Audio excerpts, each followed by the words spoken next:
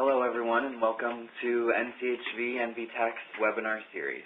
My name is Antonio and I'm the Program Assistant at the National Coalition for Homeless Veterans Technical Support Center, and this webinar is working with SSVF. All participant phone lines will be muted and you will be unable to ask questions by phone. There will be a post-webinar survey that I will be sending out after we are finished today that will give us feedback on how we're doing and to help us to improve the webinar series. To submit questions, use the chat box at the right of your screen or email me at aaddessi@nchv.org, and we will discuss the questions in a Q&A session at the end of the webinar. There will be a recording of the webinar posted following the discussion on nchv.org, and this will include the PowerPoint slides.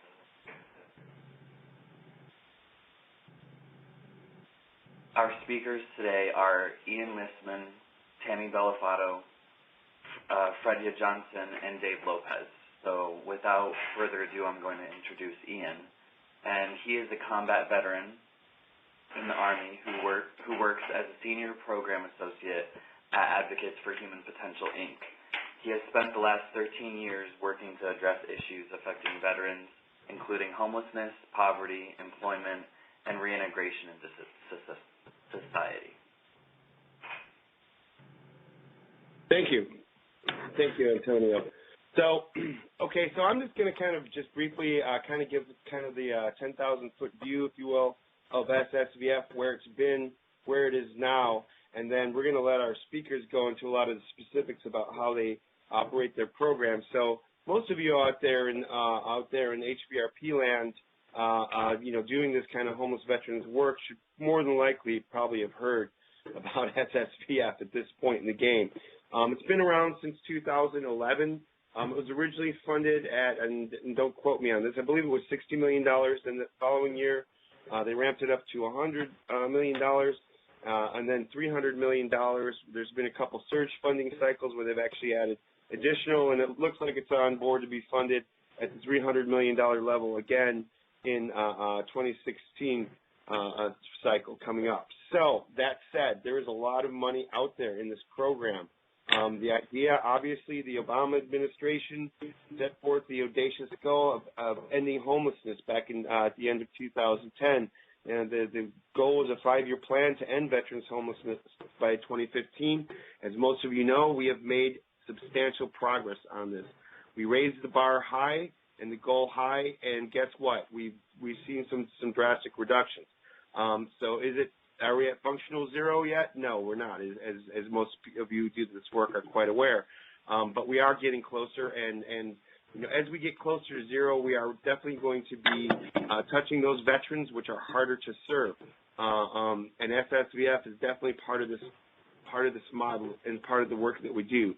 As you may or may not know, one of the unintended consequences of the SSVF HVRP dynamic is an eligibility issue. Put simply, if a homeless veteran is rapidly rehoused through SSVF, before they are assessed or evaluated or enrolled in your HVRP, guess what? If they come back to you, a week later, a few days later, they've got a lease in their name, their housing has been stabilized.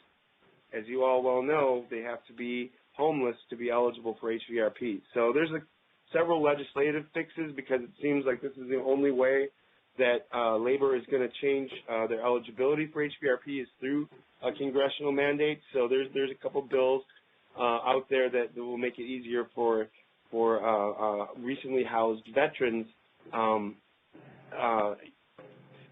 to be rehoused. And I'm just looking up on my screen here, and it looks like, okay, let's make sure we weren't having technical difficulties, that have been recently housed by VASH, for example, to be eligible. Those formerly chronically homeless vets have been out there on the streets for some time to be served by HVRP. So if this bill moves forward, that may be a new reality.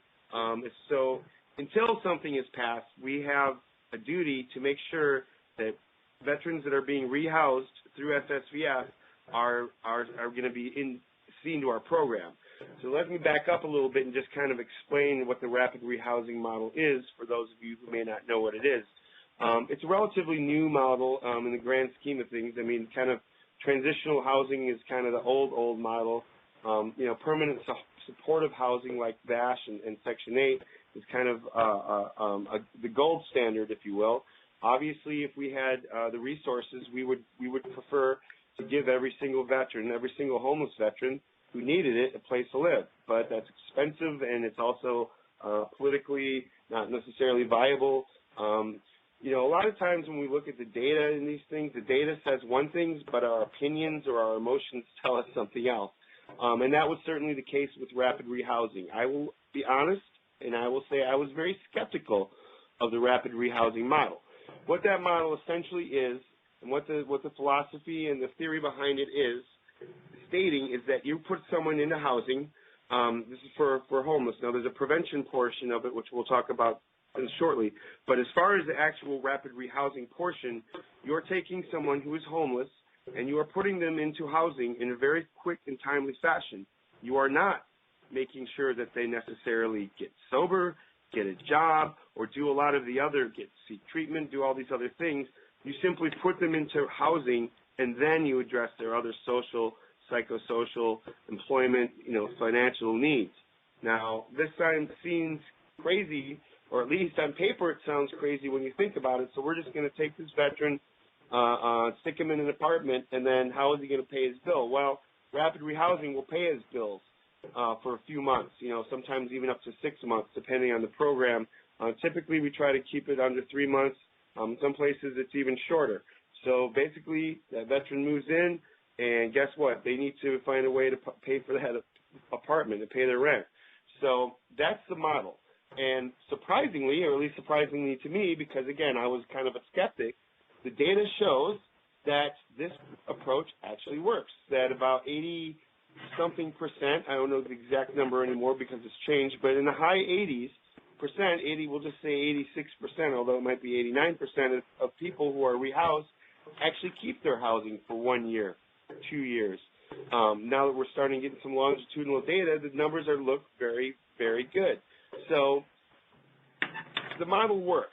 And so with all this money out there, a lot of veterans are turning to SSVF to address their housing needs. For one, because their needs may not be as high as somebody who's been chronically homeless. These are people who may have just experienced a short-term downturn and lost their housing. Another component of what SSVF does beyond rehousing veterans rapidly into housing is they prevent veterans from becoming homeless in the first place. And as we reduce the numbers of homelessness, we're going to see more and more of this prevention model, because guess what? As we get closer to zero homeless veterans, or functional zero, which is about 12,000 veterans nationwide transferring out of homelessness and into housing, you know, there may be those people who are looking to cut programs that might argue the point that says, hey, well, we don't have any homeless veterans anymore, so we don't need to fund these programs. And that would be a wrong-headed assumption, because there's always going to be veterans. We're going to have another close to 3 million veterans hitting the VA system in the coming years, and some of those newly released, you know, younger veterans retiring, getting out of service, they're at risk for being homeless, especially if they've only done a short term. They're still relatively young. They ETA out of the military, and within, you know, sometimes a matter of months or a year, they find themselves on the verge or becoming homeless. So the prevention model, instead of waiting until the veteran loses everything and then having to go through the process of getting everything back, they simply provide assistance to prevent that veteran from becoming homeless in the first place. So that's the other caveat of how this system works. So we got 3 other speakers, and I think Joe's actually going to introduce our next speaker here in a second. But so, you know, we've got different perspectives. The goal of today is to give you guys kind of a sense of how HVRPs work with SSVFs, and also sometimes an SSVF and an HVRP are held by the same organization. So we kind of wanted to show you what that looks like, and then some of the better practices on engaging it and making sure that your veterans can take advantage of the services, and to make sure that you're not missing veterans in your program that would otherwise be eligible. So it's about communicating and flow. Until that unintended disconnect of eligibility is solved, it's up to us, it behooves us as HVRP frontline workers and managers to understand the system and know which veterans are going to be housed who were formerly homeless and who are going to be looking for work. And all the good things that HVRP does, those veterans are a perfect fit. Because guess what? If we can get a veteran housed rapidly, they're going to be much more successful in their job search, and they're going to be much more successful at their retention, of keeping that job once they get a job. So it works to the benefit of both of the programs, obviously, but it really works to the advantage of the veteran, because the veteran's getting tools and training and all the other supports and case management from SSVF, from HVRP, and they're getting the housing from SSVF. So it's a win-win for the veteran, because they're going to have their housing needs met, they're going to have the core services that HVRP provide. So without further ado, Antonio, if you would introduce our first speaker. And thank you, Ian. So our first speaker will be Tammy Bellafato, and she is the Manager of Vocational Services for the Colorado Coalition for the Homeless. She has a vast amount of experience working with the homeless and the veteran population. She has developed and fostered relationships that have grown into collaborations with service providers. Thank you, Antonio. Welcome.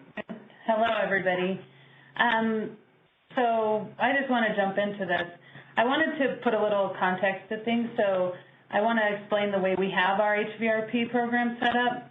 And the way we have it set up is we have 2 case managers on staff that handle all of the veterans' needs, including benefits, referrals to housing, and any of their basic needs. And then we have 2 vocational specialists that work with the veteran specifically around employment. Next slide, please.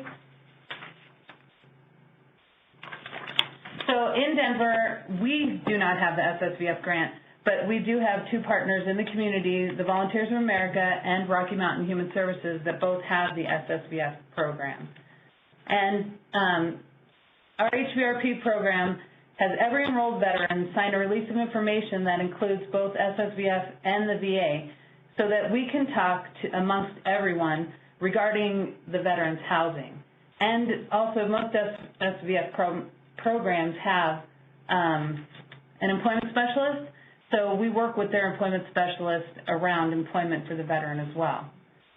Next slide, please.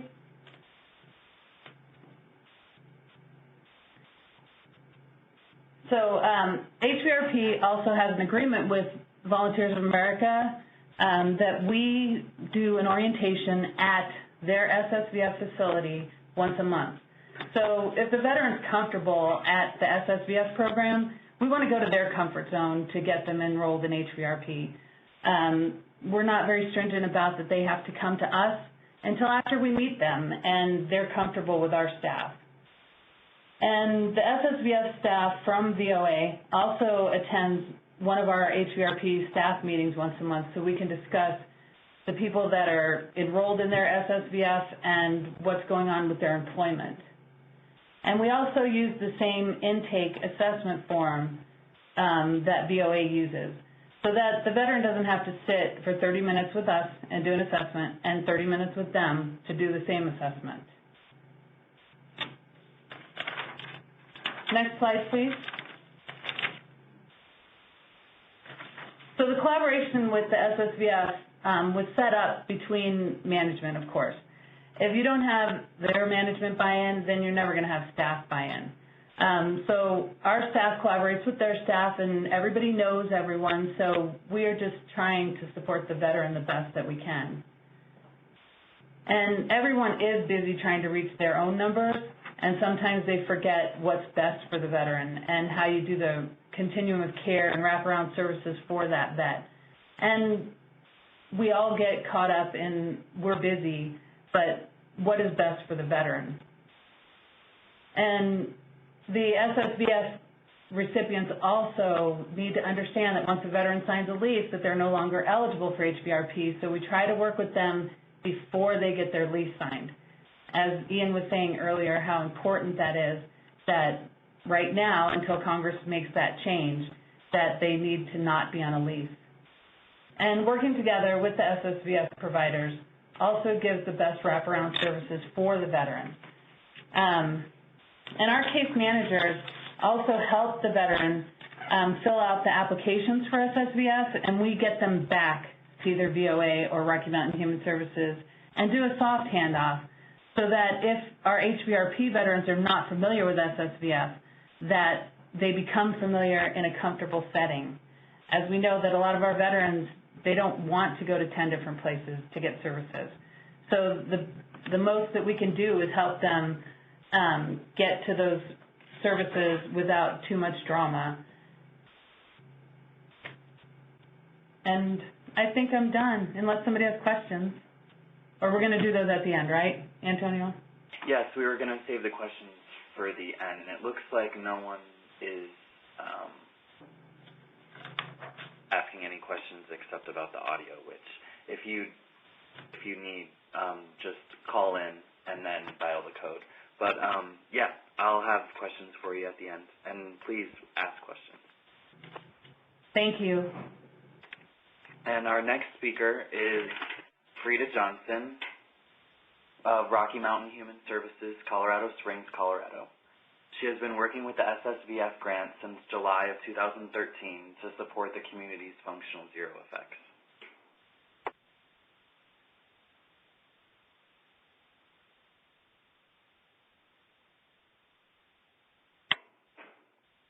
Frida? She might be on mute, maybe. Okay. Are you on mute, Frida? I'm here. Can you hear me? Yes. Yep, we can hear you now. Okay, fantastic. Next slide, please.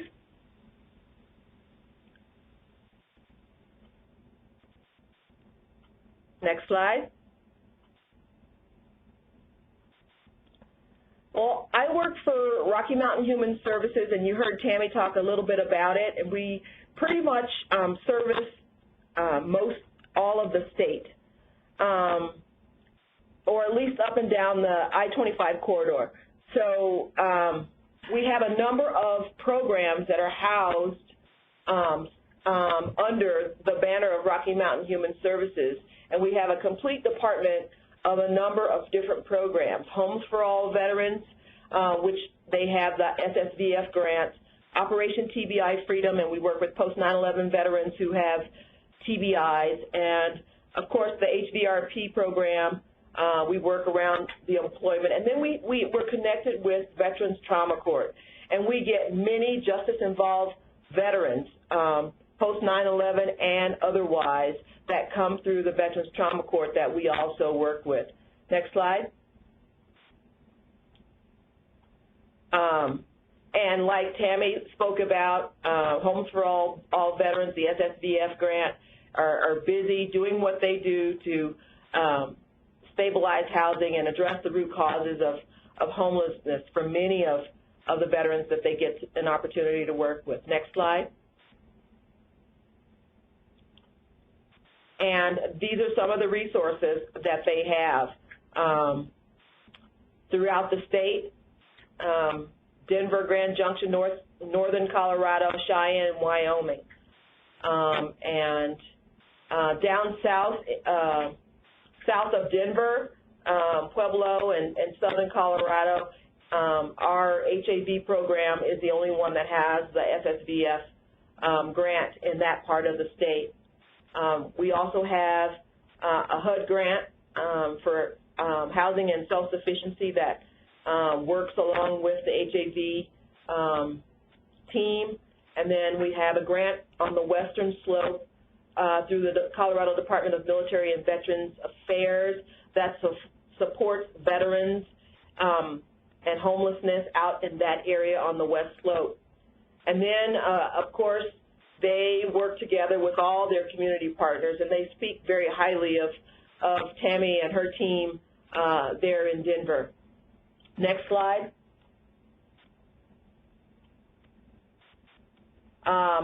And then these, of course, are some of the services that are provided under the SSVF grant. Next slide. And so we get to the program that I manage, and what we do alongside of SSVF. One of the things that we do is we meet with them once a week in their orientation to share with them some opportunities for veterans that might be at their orientation who are looking for work. Not every veteran that attends their orientation is looking for work, but we certainly show up and make available some opportunities that we have to work together with HAV on helping those particular veterans who are interested in work become employed and get screened and eligible for the HVRP program before they're actually housed. Next slide. Some of the things that we get to do, or should I say, working alongside of our sister program, HAV, we work with them on some of these core services. And the slide deck would have been absolutely too long if we wrote in everything that we're able to do. But our SSVF team are just kind of really have slowed down their process where they're able to really figure out some of the needs that are holding a person back, you know, from actually working and being able to maintain housing. And we're sitting with them and doing some case sharing about solutions and opportunities that we could help that veteran or that veteran family get into so that they can get moving on securing housing and employment. And we, the HVRP team, like to take advantage of the time it takes for them to actually go through their screening process and figuring out which opportunity within the different available programs within that SSVF grant that best suits or fits that veteran and their family. We like to take advantage of that, and they're quick to support us, and while they're working behind the scenes to figure out what is going to be the best opportunity for that veteran or that family, they busily get them to our orientation, which we do every week, and then we're able to actually sit with them and really do some assessments to find out what they value in a workplace and what kind of values do they expect to share at a workplace, and find out what their baseline is around some areas of wellness. And so it's a good partnership on the behalf of both of us being able to work within that space that each one of us has. I mean, like, in between all of the job search and the housing and looking for a house and all that stuff, there is time. And so we mark those times out, and we really get busy working pretty intensely with the people that we're working to get into placement, and helping them to challenge themselves to you know, just make an accurate account of where they're at in their employability, and helping them to be brutally honest with themselves about where they're at, so that we can actually plug them into a good spot, something that is enriching for them and not just a placement, but something where they know for themselves this is where they need to be, so that they can learn what they need to know, so that they can take the next step in the future if they care to build a career from the placement that they get. And you know, we have two offices here in Colorado Springs. The SSVF grant is housed down the street where their team, the big team, works. But in my little office, we have a case manager from their team in the office every day. So as homeless veterans come in the door, they can both apply to the HAV program, and they can also talk to us about employment and what that's going to look like and the time that it's going to require to actually move through the eligibility process for the SSVF guys and then what our process is. And so we get to spend a little time with them ahead of everything that will happen for them and kind of help them kind of carve out a schedule of events for themselves that works easily for both programs. And then we have these core services that we help them to reach. One of the major things that's not on the list here is we require that they connect, they get registered with Connecting Colorado so that they can get their job search is like launched, because they will get some of those very first notifications on different jobs that are available in the city and the surrounding area, and then we get them connected to the local veteran rep and to the disabled veteran rep there at the one-stop shop, the Workforce Center, so that we can work together with those representatives as we put all of our resources together to kind of help these individuals receive the placement that they're really after, and where they can really put their knowledge, skills, and abilities. So I think collaborating is, one of our finest traits is just taking a moment and really sitting with the other team to find out how we can best support and help this veteran take the next step or move to the next step in their progression toward job placement or a clearly defined career step. We received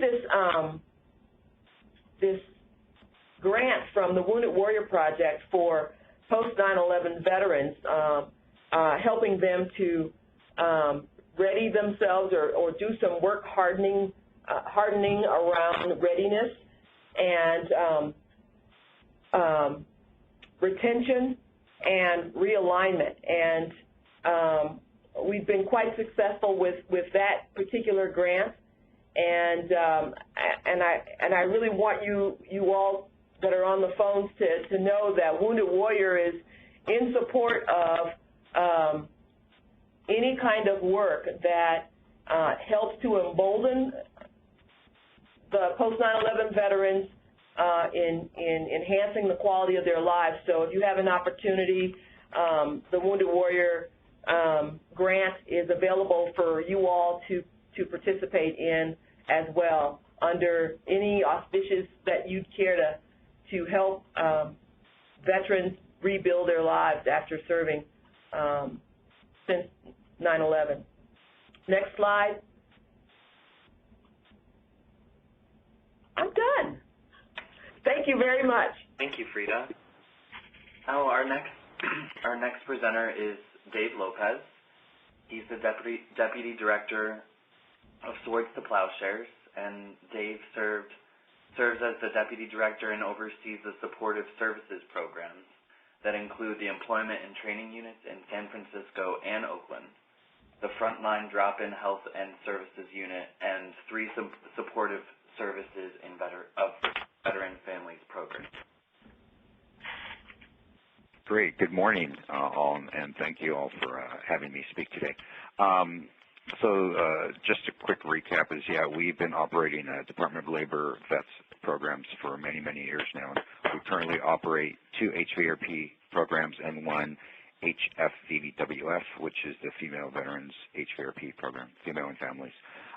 We also are operating 3 SSVF contracts right now, or grants, 2 priority 1s and 1 priority 2. We are at 25 cities here in San Francisco, and everything else, Mayor's Challenge, the whole alphabet soup on ending homelessness among veteran families by the end of 2015. Pretty busy, but I am delighted to share some of the ways that we have integrated HVRP with SSVF and vice versa. One of the first things that I think makes it easier for us here is that we're 100% vets. Our agency only serves veterans. That is our business, and that is what we do 100% of the time. Number two is that we've had the opportunity to be able to house these programs next to each other, physically next to each other, out of our two locations where we offer services. So that has made the warm handoff and the communication and everything I'm going to talk about much more seamless, because the vet is not having to go to another location to receive either SSVF or HVRP services. Next slide, please. So in the coordination, the key essential component to this is the communication between programs and between program staff. And so it is very important that the eligibility requirements are met on a timely manner for each individual or family enrolling for services.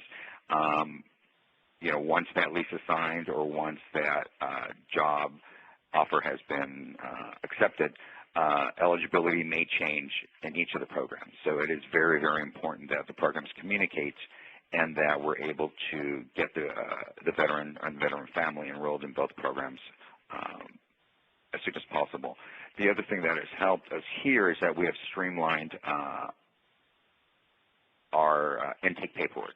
So the veteran does not have to fill out the same identical forms again moving into the next program, whichever program he or she enrolls in first, HVRP or SSVF. Then we look at stabilization needs, and so stabilization needs, we're looking at where's the veteran right now. Is the veteran unsheltered? Is the veteran in transitional? Is the veteran, where is a veteran coming from at this moment?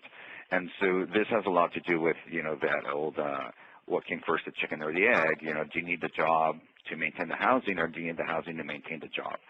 So one of our goals is to make sure that the veteran is stabilized, and so that is essential for any work that we're going to try to do with the vet around job readiness or pre-employment or interviewing or any of that involves the process of getting the veteran employed.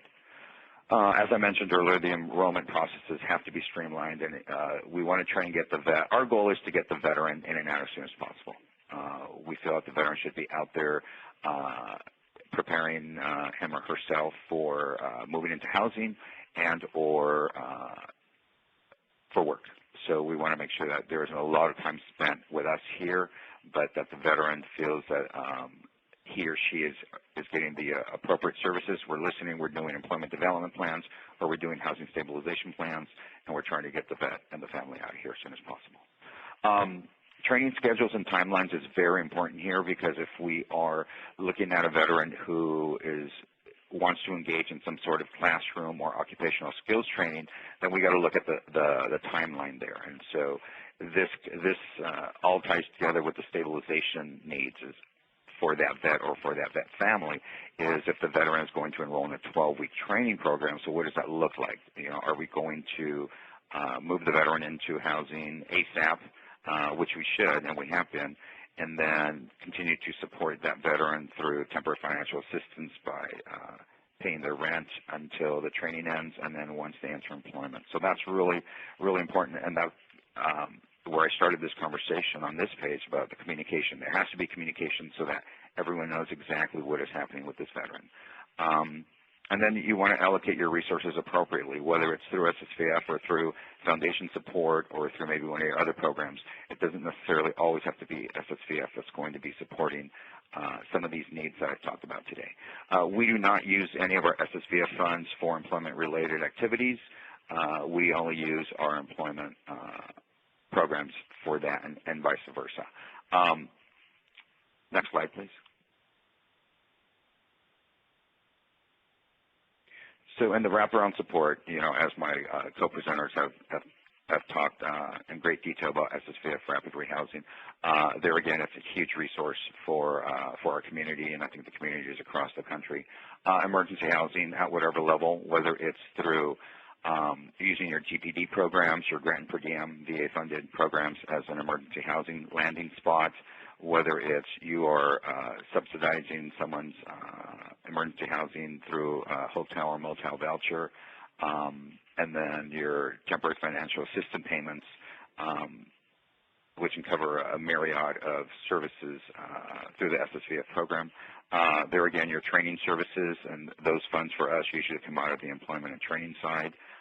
And what does that look like? There again, it's, there are common themes here as far as making sure that the veteran feels supported and that we're not just trying to push a number through to make our goals, which, yes, we all want to hit our goals, obviously, but we want to make sure that customer service is of the essence and making sure that that veteran feels supported.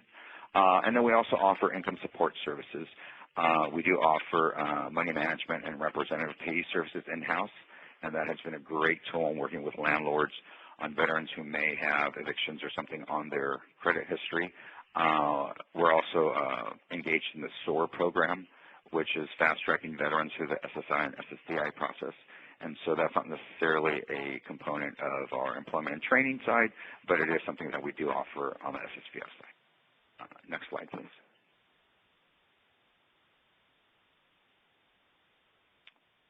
Streamlining processes. And so we want to look at the window of opportunity, and that is where the eligibility for enrollment into both programs is there. Is the veteran still homeless? Is the veteran still under the 50% AMI? All that has to do with making sure that we're able to get the veteran in and enrolled in both programs.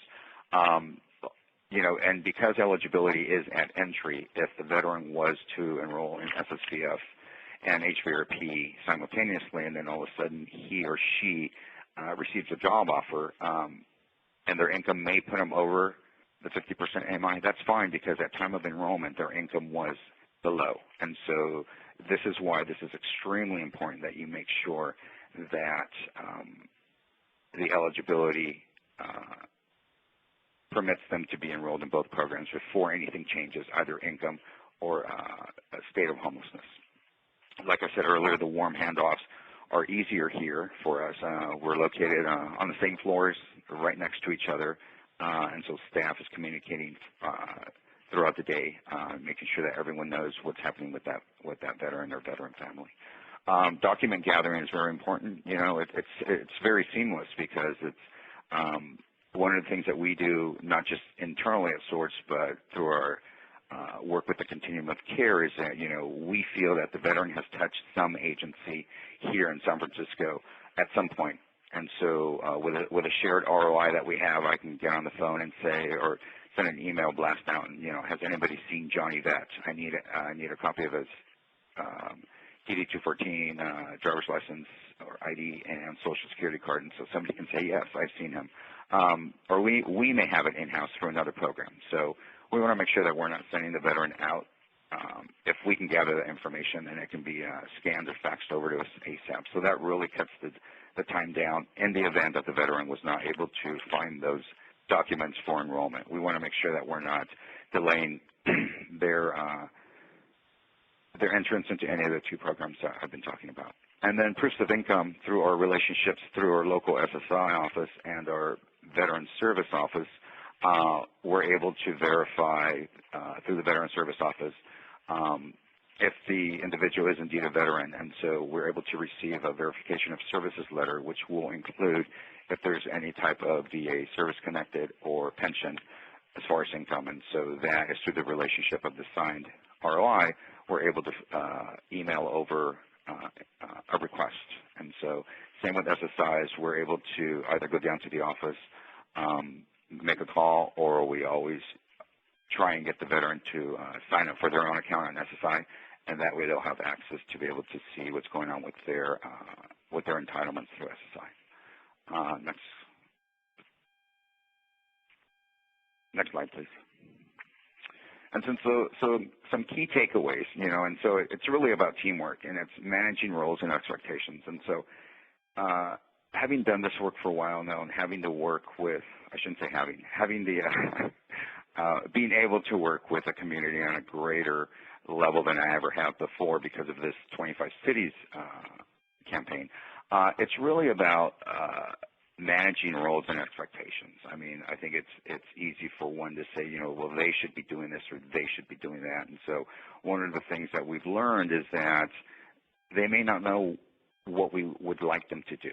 So we always try to phrase our requests in the form of a question versus a command. And so that really goes a long way. Even within our staff here, it's very, very important. You know, we're all really busy and everyone's trying to get their veterans in housing or trying to get their veterans into employment. And so it is very important that we manage roles and expectations so that people know exactly where they stand with each other and that the veteran or the veteran family does not suffer because of that. Processes, I can't say enough about this: review, update, and streamline. I mean, you have to review, update, streamline. You have to keep looking at this. You can't just set this up and walk away and come back to it in 12 months and say, all right, how did we do? Because things change. You know, the housing market changes, the job opportunities change. The veterans we're seeing may be more chronic than they were before. So it is very important that we continue to review and update. And so there is no perfect system, but all we can do is continue to improve the systems that we have and make sure that they're working to the veterans' best advantage versus our best advantage. There again, when to enroll. I talked about the window of opportunity to ensure that eligibility criteria is met on both sides of the house for SSVF and for HVRP. The employment start date is an important factor because we want to make sure that the veteran has already touched base with SSVF prior to their employment start date. There again, that has to do with when to enroll. And then last but not least is, you know, the processing of your temporary financial payments is crucial to the stability of this veteran entering permanent housing or exiting homelessness, I should say. And so we are very fortunate here that we have the same day turnaround for deposits and any type of temporary financial assistance needed to move that family out of homelessness and into permanent housing ASAP.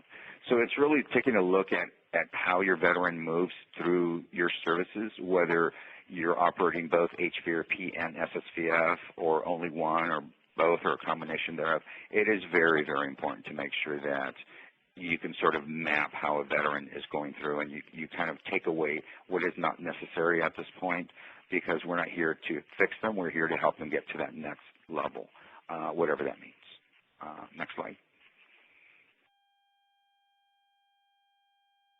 And I just want to thank you all for listening to me today, and it's been a pleasure sharing how we've integrated both of our programs here.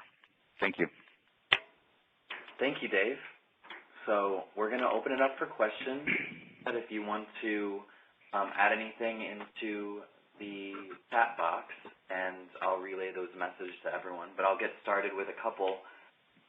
I had one that was asking for Frida, asking what the grant was called for the Wounded Warrior Project. Let me pull my book really quick here.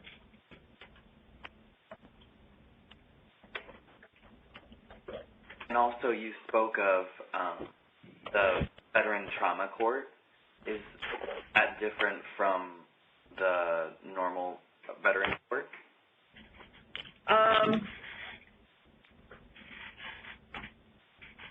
I think that they are the same. I think the Veterans Trauma Court that's here in Colorado Springs, which was one of the first in the country. They make sure that treatment is inclusive along the path of that veteran, you know, paying restitution or doing their time or whatever the sentencing is, that treatment is part of that process. And the Wounded Warrior grant it's just as it sounds. It's just the Wounded Warrior Project grant. And when you go to their website and look under grants, it should come up when the next round should be happening. But I want you to know that it is specific to post-9/11 veterans and the enhancement of the quality of their life, that whole piece of transitioning and employment and career development and those things. So, I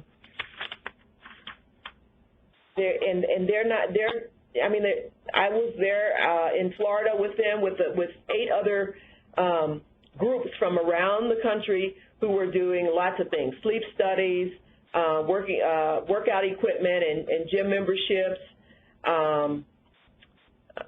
other kinds of employment programs and college support programs. So they just want to be able to more directly touch the veterans that they highly speak that they're helping. So if we, other groups, can tap into those resources to actually get the work done, I think they would be very happy with that. Awesome, thank you. This next one is for Dave. If a client is receiving HVRP payments for training programs and then is housed through SSVF, will the client continue to receive job search assistance once training is complete? Yes, absolutely. Absolutely. So if the veteran is homeless at entry, obviously for both programs, then the veteran, we're looking at stability for the veteran, so we're moving him or her into their own unit. We secure permanent housing for them. We pay a security deposit, first month's rent. Then this is where the timeline for the training, if it's a 12-week, then we continue paying that monthly rent. We can pay up to 9 months, actually. So, but we can't pay it ahead of time, so we need to continue to follow the vet. So once the training is completed, then the vet will move into job placement services. And so the only difference here is now the veteran is hopefully completely stable in permanent housing versus living somewhere on a temporary basis. And Frida, can you provide some specifics on job retention program?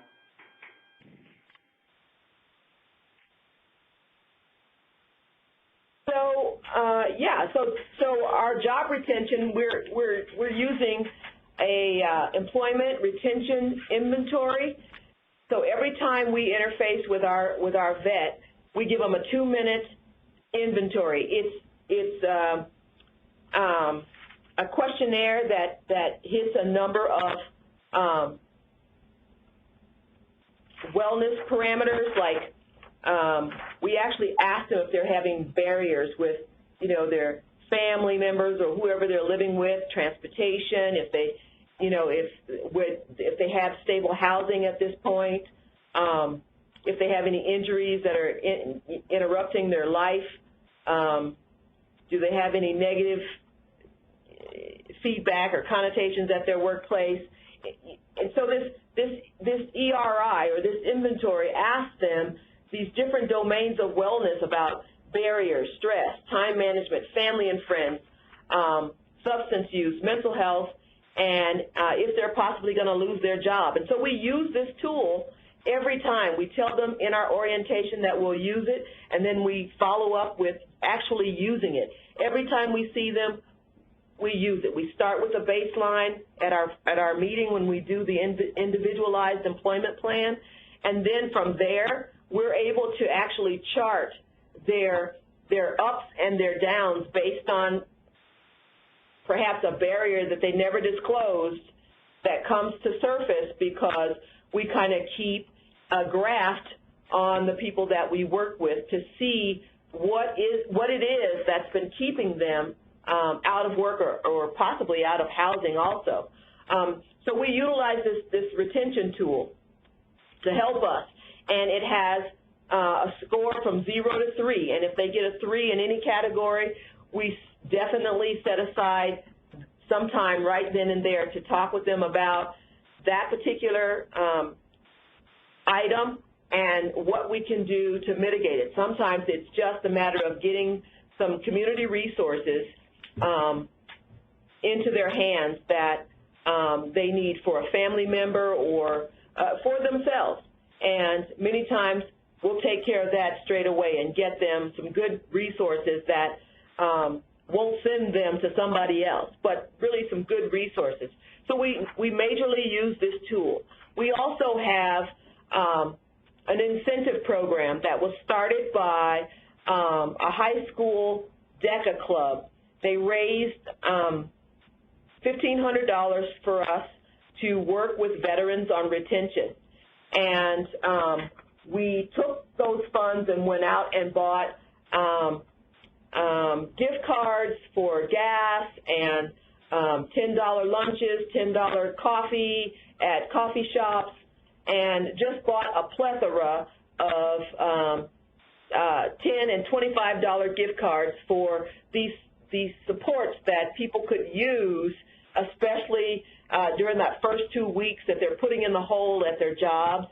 And then we use them as a backfill for people to bring in their pay stubs or send us their pay stubs, or however they can get their pay stubs to us. They can come by and reach their hands into our community chest and pull out a gift card of some sort. And so that's been helpful in helping us to greater build our relationships individually with our veterans. And then word of mouth rapidly took off, and so it has helped us to actually help them be encouraged to return, bring a pay stub, reach into the chest, and pull out a gift card. And all of these gift cards we covered in colored paper, so they wouldn't know what they were getting, but it would be kind of fun for them to reach in there and really pull out something that they wouldn't normally probably do for themselves, especially while they're getting seated and hardened in a new job. And so that's been really fun. It's been fun to talk about. It's been fun to see people come in, and then some people in the community have donated gift cards for that purpose singularly. So that's been a big help. And we also use our DBOPs and our levers as a piece to our retention. So those supports that are available there from the local DBOP and the local lever, we also use what they have to help us reinforce retention on the job. Thank you. Thank you, Frida. And I'm sorry for you can't see the emails that well on the information slide here, but if you have further questions and you would like to email either Tammy, Dave, Frida, or Ian, you are welcome to there. I'll also put up Dave's email as well. Ian, did you want to discuss anything in addition to that? Well, I mean, we covered a lot of ground, and I want to thank all the speakers because that gives us really several different ways to look about it as far as, you know, when we have the SSVF within an organization and partnering when we don't, and, you know, all the steps to take. You know, retention is one of the biggest challenges that most HVRP grantees struggle with. And we know from the data that when people have their own apartment, they have some place to live, they have their housing situation, that they're much more likely to retain the job. If they're bouncing around from day shelter to, you know, transitional housing and emergency housing and things like that, you know, hotel rooms, all that stuff that our homeless veterans face out there, that it really is challenging to keep a job. If one thing happens, you know, they don't have shelter for that evening, it can throw the whole situation and they have to miss work. You know, and as we know, with this competitive job market, if the veteran, you know, even if they have a legitimate excuse, missing work is not something that most employers want. And so a lot of times those veterans can get fired or they can get reprimanded in the workplace. So that, you know, I just, you know, challenge our HVRPs to really reach out in their community, know who the SSVF grantee is, because there is one in your community. Unless you're a small rural grantee, there may not be one, but other than that, Every medium-sized city has at least one. Bigger cities will have multiple grantees. Do your due diligence, do your research, and find out who they are. You know, like we were talking about before, some of the other speakers were talking about co-facilitating meetings. You know, go to one of their meetings, invite them. You know, they're not only the program managers should know each other, but also the line workers, the case managers, the employment specialists, the housing specialists. All those staff should know each other. You should be able to pick up the phone and call an SSVF worker if you have an HVRP client that looks like they'd be a good fit for SSVF, and vice versa. The SSVF housing specialist or case manager should be calling up one of your case managers as soon as a veteran walks in that's going to be able to work and is currently homeless and is going to get housed. They should be, you know, filling out their paperwork there. If you're smart, like Tammy's program in Denver, that you have a shared assessment form, so much the better. That way they don't have to fill out a lot of forms. But even if you don't have that in place, you know, making sure that veteran gets over and gets assessed by HVRP is going to be the one way that we're not going to have these clients fall through the cracks because of you know, the unintended disallowance that we have going on. And it's sad because I've seen veterans who go into the HVRP after being housed and they need the services, and they're going to get placed, they're going to get a job, and they just need the help. And HVRPs, sadly, their hands are tied because you know, we can bend the rules, right, but we can't break them. So that's unfortunate when that happens because that veteran could really use the services. The veterans are definitely the type of veterans that the grant was designed to serve, but because of that little rule, gets in the way. So we have to do our due diligence until the powers that be come up with a good fix legislatively. It's up to us as HVRP staff, SSVF staff, work together to make these needs. Because again, you know, like Frida was talking about, you know, these are numbers games a lot of times, especially at the management level, that we have to report. We have to show what we're doing, and that can be, the reporting can be challenging, but, you know, we're going to help our own reporting and our own numbers, and vice versa. The SSVF program will be helped because guess what? If those veterans aren't getting HVRP services, they're not able to get a job after a few months. They're not going to be able to pay their rent, and they're going to be looking for, they're going to be desperate to get employment. So it helps the SSVF program numbers keep their show that they have long-term stability and long-term housing outcomes. And of course, like I said before, the veteran is who we're all in this to help, and that veteran is certainly being helped by, you know, receiving those services from both programs in an ideal situation.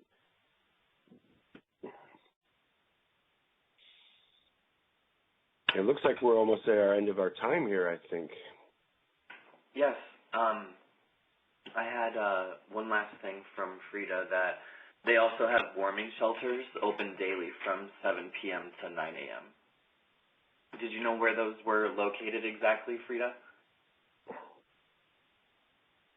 Here in the city of Colorado Springs, we have a warming shelter that, you know, is just another community component that is able to help provide some relief for the homeless veterans. And sometimes things don't move as quickly as one would think. And so just having the warming shelter